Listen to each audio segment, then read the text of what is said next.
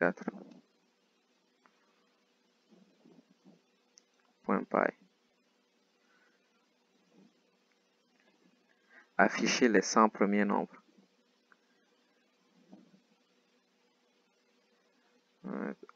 Affiche les 100 premiers nombres. Si on va s'attaquer à quelque chose qui s'appelle une boucle. Les boucles en Python, il y a deux types de boucles que je vais vous montrer. Le premier type de boucle, c'est ce qu'on appelle une boucle for, pour afficher les 100 premiers nombres entiers. Ça veut dire que il faut dire au programme, désolé, il faut dire au programme, est-ce que 0 est un nombre entier? 0 n'est pas un nombre entier, par convention. On peut dire 0 est un nombre entier. Considérons 0 comme un nombre entier. Mais par convention, on ne le considère pas comme un nombre entier. 0,0. Ok, considérons-le comme un nombre entier. 0. Ça veut dire qu'il va prendre 0. Il faut commencer par 0. Commence par 0. Ici, on va considérer 0 comme un nombre entier. On commence par 0. Puis,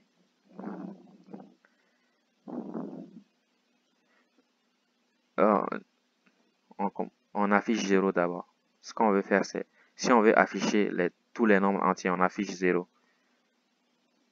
On affiche 0. Puis, on affiche 1. Puis, on affiche 2. Puis, on affiche 3, et ainsi de suite. N'est-ce pas? C'est ce qu'on va faire. C'est ce qu'on fait. En réfléchissant, on se dit, on affiche 0, on affiche 2, ainsi de suite, jusqu'à 100.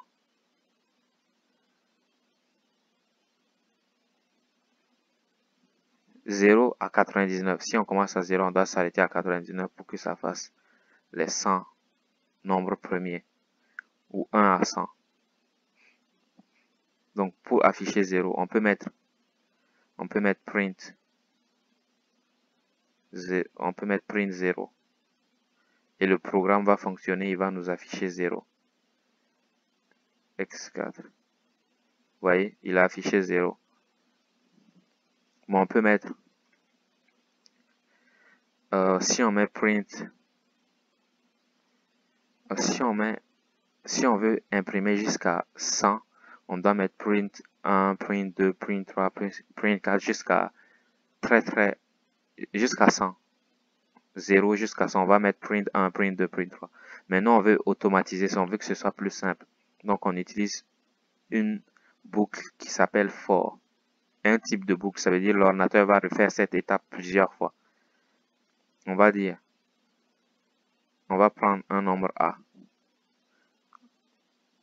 Et on va dire que A égale à 0. Ça veut dire A est un nombre entier égal à 0. Puis on va dire que for A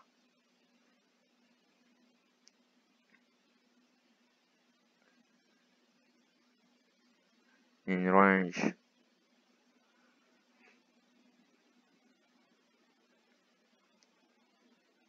sans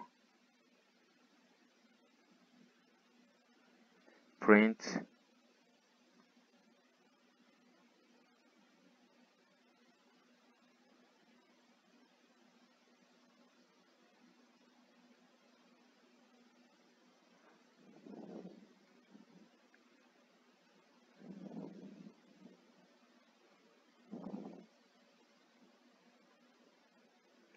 A et A plus plus.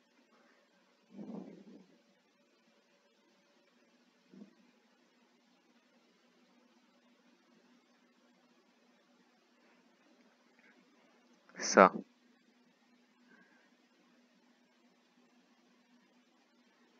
Je vois, oui. Ça a marché.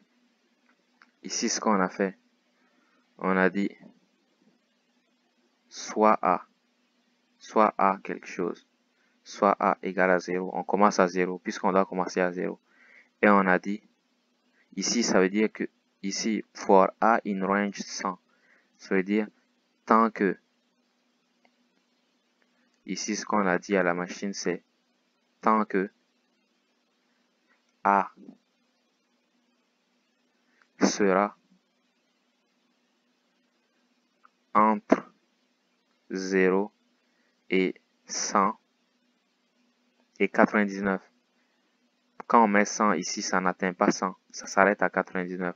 On dit pour A entre 0 et 99, print A, c'est imprimer, afficher afficher A. Et là, ce truc-là, ça veut dire incrémenter et ajouter 1 à la valeur de A. Ajouter 1 à la valeur de A. A c'est 0, on lui ajoute 1. Ça veut dire on fait A plus égal à 1.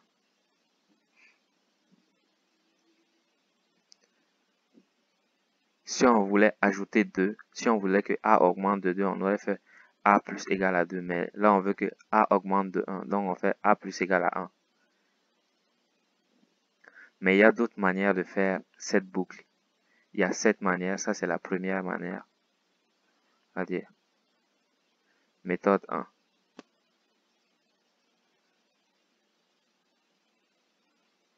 Il y a d'autres boucles, une autre boucle for qu'on peut faire. On va dire for A in range 0 à 100, 1. Le 1 qu'on met au bout, ça veut dire sauter 1, ajouter 1 à A. Ici, print A. On va mettre ça en commentaire, on va voir. Je vais m'arrêter à 10 pour que ça n'aille pas trop loin. Ici, vous voyez, ça a pris A qui est égal à 0. A égale à 0 ici. Et j'ai dit, tant que A est dans l'intervalle 0 à 10, on imprime A et on ajoute 1 à la valeur de A. Puis on refait la même chose. Donc ça veut dire A égale à 0. Il regarde si A fait partie de l'intervalle 0 à 9. Oui, A fait partie de l'intervalle 0 à 9. Donc il affiche A. A est 0, il affiche A. Puis il ajoute 1 à la valeur de A. Ça veut dire A est égal à 1 maintenant. Puis il regarde la même chose. Est-ce que 1 est dans l'intervalle 0 à 9? Oui. Donc il affiche 1, puis il ajoute 1 à la valeur de A. A devient 2. Il fait ça jusqu'à ce que A ne soit plus dans l'intervalle 0 à 9. Quand A n'est plus dans l'intervalle 0 à 9, il s'arrête. L'autre type de boucle, ça c'est la méthode 2. Mettez-moi vos méthodes dans les commentaires pour qu'on en discute ensemble. Peut-être que vous avez trouvé des choses que je n'ai pas expliquées ici. Et ça serait bien que d'autres personnes puissent le voir. Ça serait intéressant de le partager avec tout le monde. Ça, c'est la méthode 2. La méthode 3, maintenant, je vais vous parler de la boucle while. While, c'est while. On va dire while A inférieur à 100, print A.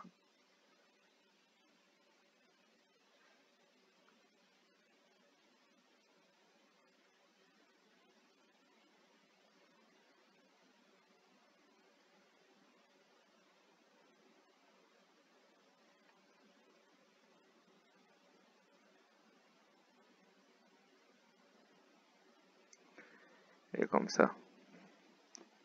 Ça veut dire ici while plutôt while ici c'est tant que A, c'est à peu près, les deux boucles font à peu près la même chose, sauf que l'autre côté c'est un intervalle.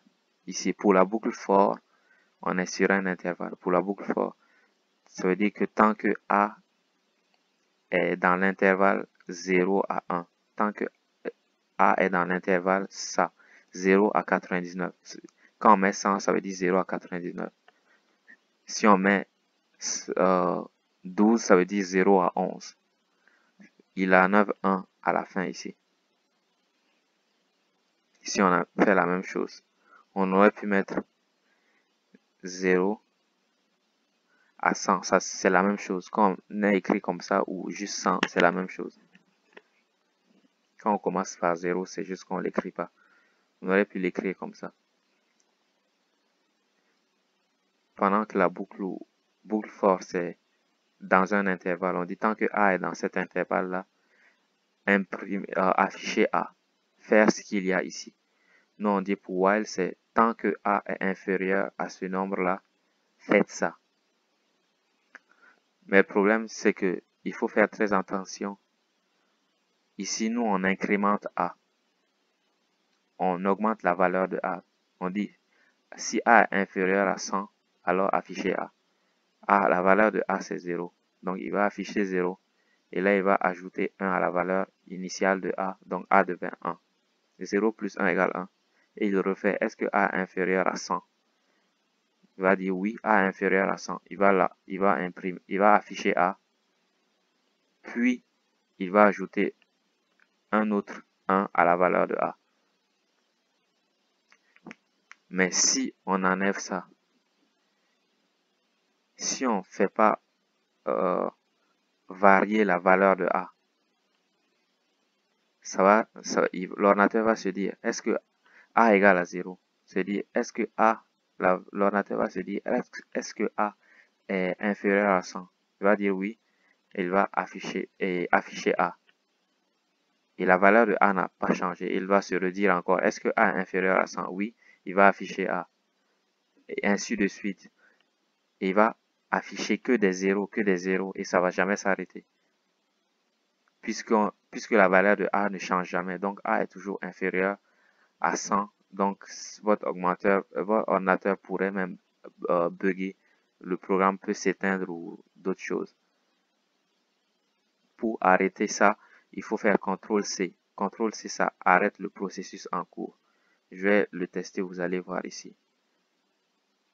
Ça, vous voyez, paf, ça imprime sans arrêt. On ne peut plus le rattraper. Vous voyez, là, si je mets CTRL-C, ça s'arrête. Interrupt. Vous voyez, il a affiché que des zéros. Pourtant, si j'ajoute cette ligne-là, A plus 1, ça va faire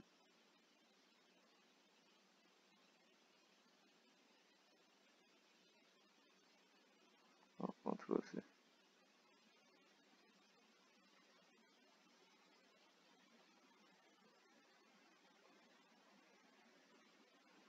Ça, A plus égale à 1.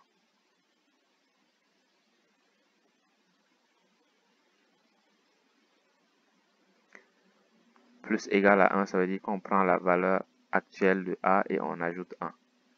Donc, il fait ça. Il affiche tous les nombres de 0 à 100.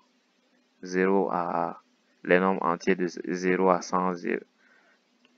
Les 100 premiers nombres entiers plutôt. Les 100 premiers nombres entiers, c'est 0 à 99. Si on ajoute 100, ça fait 101 nombres entiers. Ok. Exercice suivant, numéro